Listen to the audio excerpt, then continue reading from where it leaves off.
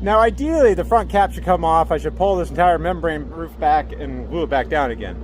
But we're not going to do that today because taking the front cap off is almost a 2-day operation, and to put it back on again.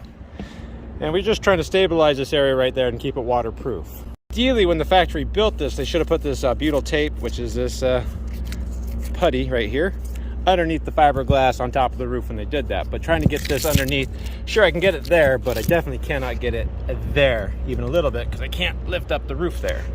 This is what I found. This is a skylight sealant, which is just a liquid butyl. Very, very similar to this stuff right there. But just like this putty, it's non-hardening, but it's not UV safe and it's not weatherproof. So it can't be exposed to the outside weather.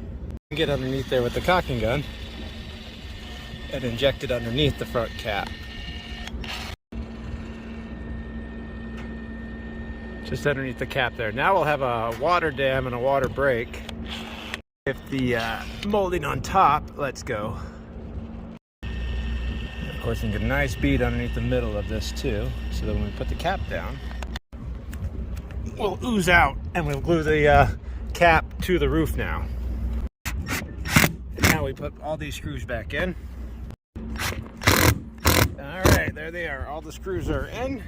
Now you can see all the sealant oozing out, and you might also notice my screws were substantially longer, so we're going through the decking into the framing under the decking. Now remember, these screw holes are still threaded for these screws, so we don't want the screws to grab onto the fiberglass, so I do need to 3/16 drill bit so I can go through the fiberglass. That way when we put the top molding on, we're not grabbing on the fiberglass. We're going to be grabbing onto the roof and the deck material underneath. We don't want to grab onto the fiberglass and break new screws again.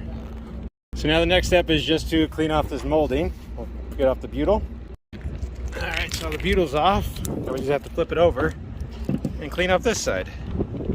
This is just Dicor sealant. It's somewhat ironic that they used way too much sealant on this molding. All right, got all that off. So now we're ready to put this molding on. So now we will put this butyl tape on the molding here. Take off the paper backing. It's just a butyl tape. A little bit more firm than that liquid butyl that we injected under the cap. Now this stuff's a little bit stickier, but you still do want to kind of rub your finger across the paper backing right there. That'll kind of embed the butyl into the molding underneath. And just go ahead and pull the paper off. Be surprised how often I've seen the factory not take the paper off too. And then I will just put this back down into that fresh butyl sealant right there, because that's going to help too.